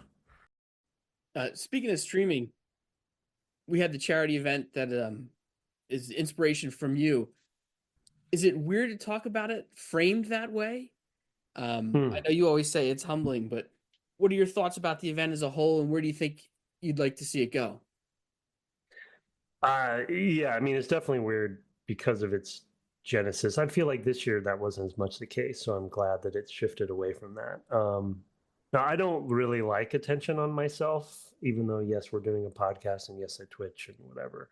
And yes, I was a theater kid and am a theater kid. So I guess I do, maybe, and it's always humble brags. But yeah, it does make me uncomfortable. But it was also just nice and humbling to have a theme there. I think the charity event is revelatory, and I'm so amazed and happy that you all do it, and that you keep, um, you know, beating your records. So I'm just happy to be a tiny part of it, um, and that I don't know, because we had no real plan with the podcast. It's still very meta and weird that we're talking right now as I'm thinking about it.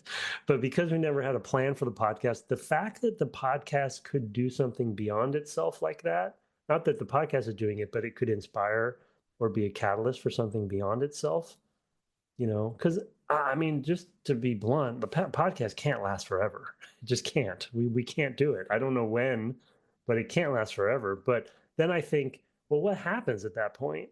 Um, and I would imagine the community will still talk. I don't know if the Discord will exist or whatever, but like, people still have made friends. Maybe the charity event continues. I don't know. Maybe it becomes something. So I just think the charity event, I think, is an example of it's not about the podcast.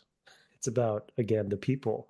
To bring it back to the team conversation, it's about the players and how we all love games and we all love these games. So I'm really I give you kudos, you and the team behind it, kudos on that because it's really.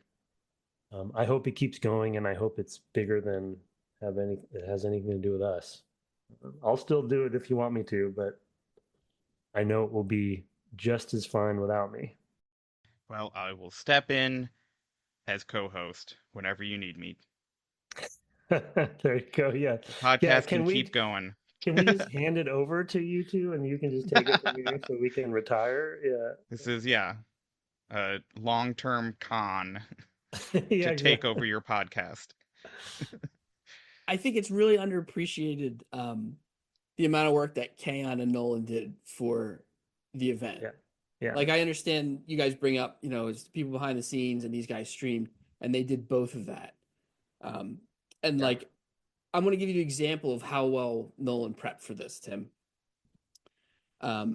Belmont, who sadly passed away, did the bonus. But he had just recently moved home and we were unsure if he was going to be able to stream. Mm. And so Nolan that week got the game and played it himself to prep in case he had to step in for it. So I think there's a lot of underappreciated or unappreciated aspects that Kaon and Nolan have done for the event. I'm glad you mentioned that, because I don't think we talk about it, and I feel like we didn't, even on our responses to after the charity event, didn't do justice to all of the work that you too, Bio. You're handing over to give Nolan some credit, but you need to be mentioned in that as well. I'm sure there's lots we don't know that you did too. Yeah, the Tiltify stuff, like you had so much production work this time. Like that's my only worry, is about the escalation problem for all of you. As each year goes, you're just going to keep adding more and more work to your plate. So maybe you need more people or more delegation, but it's only going to expand. Hey, we're worried too. Yeah. Yeah.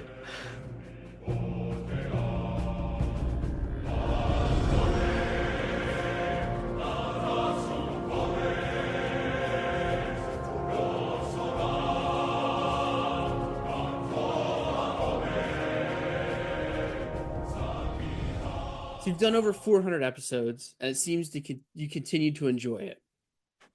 Brett at one point hinted that in the 500s might be the end. Would you prefer it to just end, or do you want it to slowly wind down? So, less frequently, or you're doing more other things, or do you just want it to have an end and a hard end point with a final episode? I hadn't thought about that.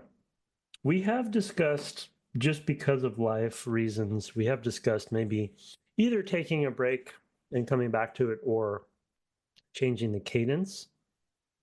But it's an interesting question. I mean, my gut response is that I think our style would be to just end it and to plan the ending a little bit, pick the right game for it, whatever that is. I don't know what it is. End on a certain number. I mean, it's the designer in me coming out of like, how would you design the ending of the of the podcast? You know what I mean? So it's sort of sad to even be talking about it, to be honest. So it's interesting question. But the thing that we've just organically talked about too is that maybe it's not about that. Maybe it's about it turning into something else. And I hadn't thought about that. This is also the designer in me coming out of saying like, wait a second, what is the build telling me? The build is telling me maybe this isn't what we thought it was the whole time. And this happens in game development all the time. You think you're making this, and then you're starting to play the game and iterating on the game, and then it becomes this other thing. And you're like, we kind of need to follow that. And then it's not what you thought from the beginning. You meant, not to bring it back to earlier questions, but you asked about what a creative director does. Sometimes a creative director needs to identify those things, because usually the vision starts with, oh, we're making this. We really want to make this, especially auteurs like Kojima. And I'd be interested to know from him if this has ever happened to him, where he has planned it all out and he has the exact thing that he thinks it's going to be, and then it ends up being something else. I would guess that doesn't happen to him, or they cancel the project. I played Metal Gear Solid 5. Yeah. Yeah. So that's a good point. Yeah, and there's interesting stories that we will never know about that game. I thought about streaming that game, by the way.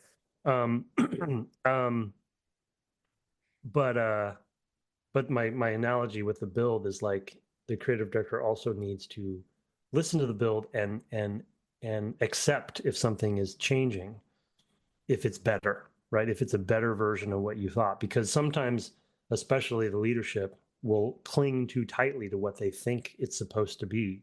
And that's actually how projects get canceled often, is people have like, no, it's got to be this, and that's just not working. It's not supposed to be that, and then eventually everything implodes. So you got to kind of go with the flow. So my point is, with the podcast, maybe we thought it was just the two of us doing our thing and had no plan. We literally had no plan, have no plan today.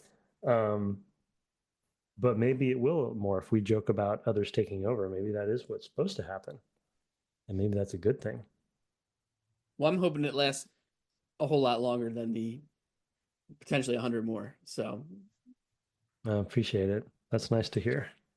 We enjoy doing it. I mean, Brett, life's pretty challenging in many ways right now for both of us. And so he's like, and that's why I think he brought it up whenever he did recently. Like, anytime, if it's just too much. But I think both of us, to give you a little bit of hope, both of us often come back to, because we don't do it for money, we don't ads, we just do it for ourselves and for you guys and you all, and have no external pressure on it. I think we tend to enjoy it more, and we're like, it's hard to say we would end it anytime soon, because it's just like something that we can just have fun with. It's not like we're trying to meet a P&L. It's like, and I also, like, I know we've missed more episodes lately, and we have a good alternative now, but that's happening more and more, I think, because we feel less pressure. Like, it's like, yeah, okay, if we miss an episode, it's not the end of the world, here and there.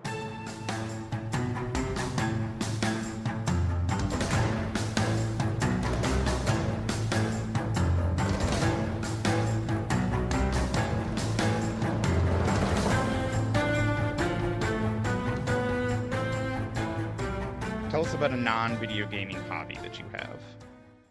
Oh, I think I probably talked about this some, and I already mentioned the theater thing, which isn't, I don't even know if I call it. It is a hobby technically now, but I still do it from time to time, community theater stuff. But that's more of a endeavor. Hobby-wise, I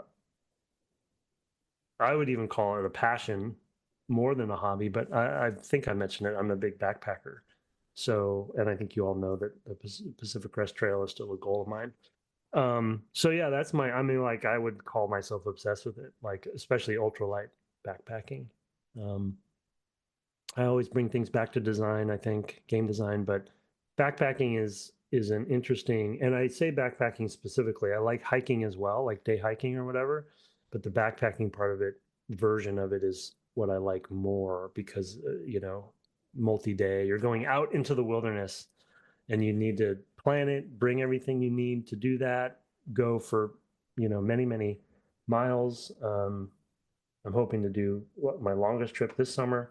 And the planning of it, like the organizing, the kit, as we call it in that in that world, you fine tune it, just like you fine tune your inventory in a RPG. It's like, this goes here and this goes here. It's like you have your paper doll, right, in a RPG. So I love that aspect of it, and I've just like fine-tuned everything about my kit over the years, and I have almost, in my opinion, my perfect kit. And then I just go off into the wilderness with this on my back for many days, and you'll see me later, or you won't.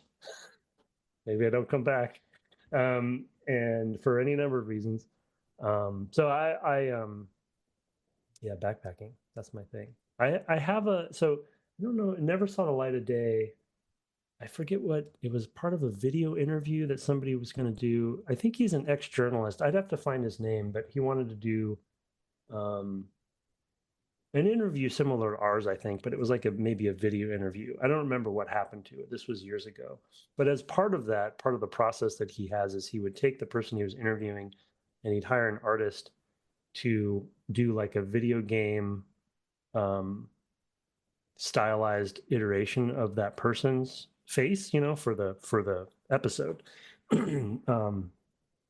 And he asked me who I wanted like, is there a character that it would be inspired by to put my face on and like have the artist do the render of as a backpacker, because we were going to talk about that on the thing, and I chose Link.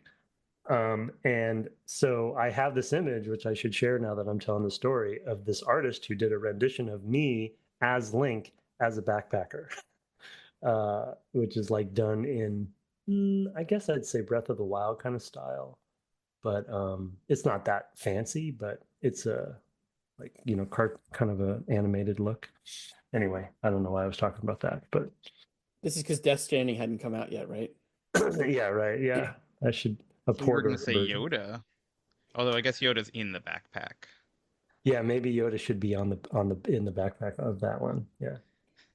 You even took some time away from the industry to work outdoors. You briefly mentioned it, I think, a couple times, but do you want to sort of explain what happened, or why was that just to clear your head, and why'd you come back? It definitely was. Yeah, that was another. I mean,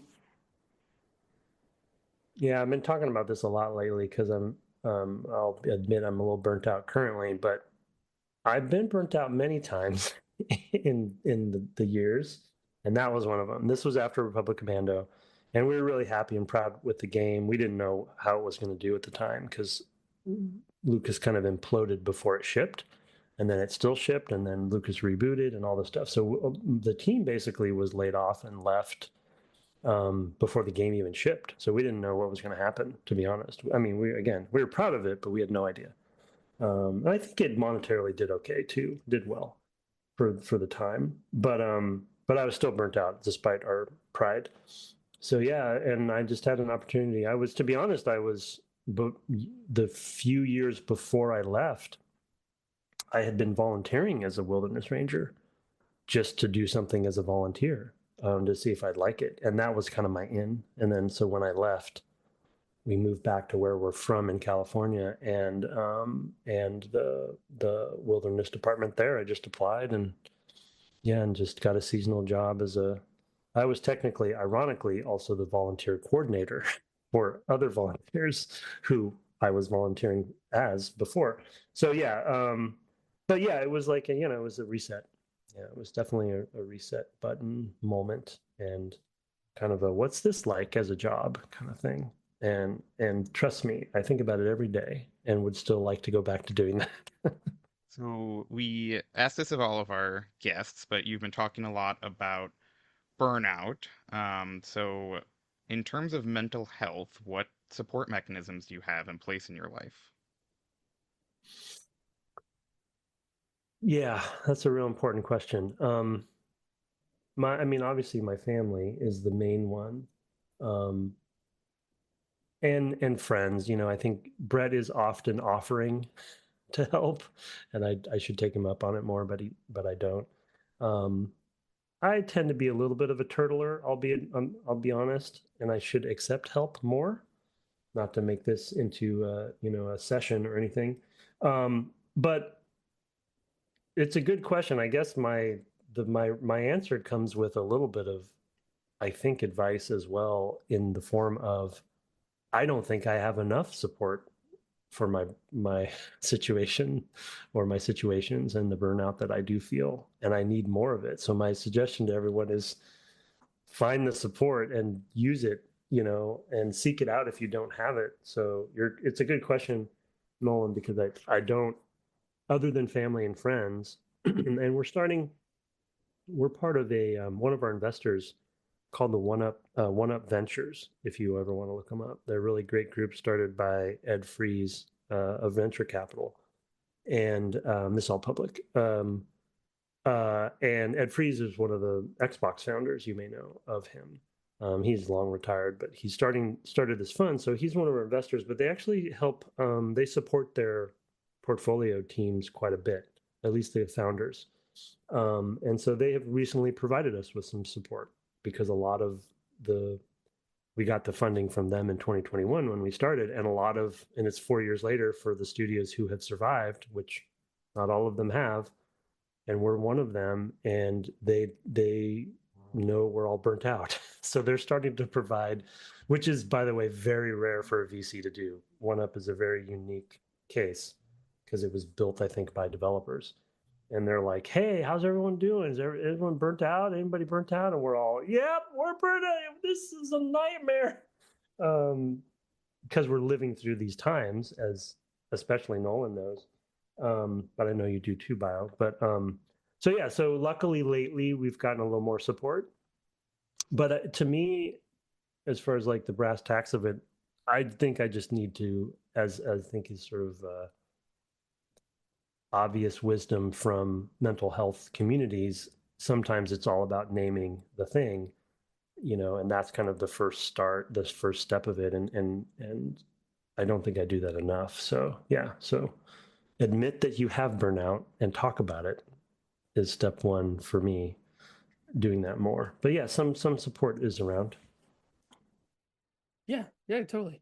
Speaking of your wife, you sort of in previous podcasts, it's been mentioned that you met in school during your theater programs, and also that she's an author. So the one is please plug her books, right? The second thing is, did you ever get free story help in the game you're working on? Did she ever help you? She wishes. Um, she is a different kind of writer and a different kind of content. She's doesn't like anything that we do. Not a gamer. Hates sci-fi. Hates fantasy. She's a slice of life writer. Coming of age stories and those things. So she offers in a joking way, but I don't even think she would want to be honest. Um, uh, funny story, we met in third grade and we're friends since third grade. And then we met back up in college and that in theater. And that's where we ended up getting together. But I've known her we grew up in the same town. Like we have the same memories of, the old days. So yeah, we've known each other for a long time. Plugging her book, she's an amazing writer. 6 Feet Over It, up to this point, and What I Carry are her 3 books, all Random House published.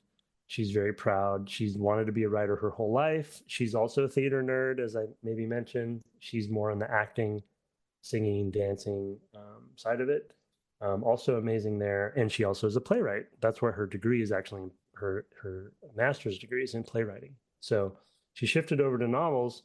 And so we do talk about stories a lot in the house, right? But it's like I'm talking about nerd stuff, and she's like, the deeper meanings of things. I was like, yeah, but what about spaceships? And she's like, shut up. But also to plug for her, she's an amazing writer. Her last book, What I Carry, especially, I would recommend to people if you like kind of coming of age stories and again, slice of life, like they're technically young adult, but she writes on the higher end of that for sure. There's a lot of dark humor in her stuff. She herself has a lot of dark humor. And I think, and What I Carry, I think won 3 state book awards, including Washington. So I'm just plugging for her because she's badass and she's gotten a lot of kudos for her books. So she's working on 2 new ones. So we'll see where it goes. But yeah, it's a dream come true for her. It's been 10 years or so that I think the first one came out or something like that. So we've both been very, very fortunate. Well, it's nice to see that she's having success. Yeah, agreed. Sort of a off-topic question, but what's a media suggestion for somebody to check out? Interesting. I've been playing a lot of games lately, so media-wise, I haven't done too much. We did just watch Adolescence last night, but it's hard to recommend. Very good, but hard to, and important, but yeah, hard. It's heavy. So if you haven't seen Adolescence on Netflix, enter with caution, but pretty important topic. But very good. Let's see. Something on a lighter note, though, is a good question. I do like Severance quite a bit to talk about a TV show. That I'm not done with the second season, but I think I've been very appreciative of their commentary and the way that they've been telling the story of things, generally.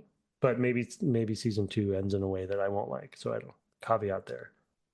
Yeah, it's also a little bit too applicable sometimes to office life, which I spend a lot of time in my time doing. But I feel like those are kind of obvious answers. I wish I had a better, maybe more surprising answer of something interesting. But to be honest, other than a few things, a lot of my free time is just gaming. So I would like to plug a game called Hollow Knight. You might have heard of it. A little sleeper. What's that? A little sleeper hit. Yeah, a little sleeper. You might have heard a little bit of something about it. Yeah. Man, that game's good. Whew. Where can we find you, Tim Longo Jr. with a JR at the end? Plug your stuff. Yeah, I mean, I'm off social media now, so other than Twitch and the Discord. So yeah, Tim Longo Jr. with a JR at the end on Twitch. Weekly, but not even. I try to do weekly, but I probably get a few times a month. Usually Wednesday nights Pacific is when I try to. Hoping that we're going to get the Minecraft community together to do some shenanigans. I think Lost Lake and Moors are working on some stuff, so we'll probably stream that soon. I still want to get back to Dark Souls 2. I don't want to do Alan Wake 2. I have so much I want to stream. I'll never get to all of it, so I may need to stream more if that's ever going to happen. So yeah, it's fun, but I still need a lot of pointers from you all. So I'll still be asking questions about OBS and things like that. Anywhere we can follow Twin Suns or sign up for more information when it's available? Oh yeah, no, we are Twin Suns is on social media, though we've started to wind down on some of the platforms that shall not be named. So I think we actually just did get onto Blue Sky. It's just gonna be Twin Suns at Twin Suns Corp. The Corp is part of the name technically. Yeah, twinsunscorp.com and .net should both get you the same place if you want to check out our website. It's very low on information. Like I said, stay tuned. We are working on a plan, if we end up going in the self-publishing route, to kind of start soft talking about things and sharing things. So we'll see how it goes. But we're doing a lot of co-development right now as a company. So we're helping other teams and other projects do cool stuff as part of our sustainability, goals. So we'll see where things go. But it's rocky out there. You just never know. You just never know these days. We could be here another 4 years, or we might not. So we'll see how it goes. But the team seems healthy and happy, and we're doing our best. Nolan, plug your stuff. I'm Nolan Filter. You can find me on Blue Sky at Calamity Nolan. You can follow my streams also twitch.tv/Calamity Nolan. You can check out my solo Game Jam games at calamitynolan.itch.io. And you can follow my game studio for our bigger games at upatnight.games. Thank you. Thanks for listening to this episode of Discord Game Club, Just Rhetoric. We want to thank Brett and Tim for making the Dev Game Club podcast and for giving us a slot in their release feed. We also want to thank Mark and Artemage for starting the Discord Game Club podcast. Go listen to those episodes if you haven't already.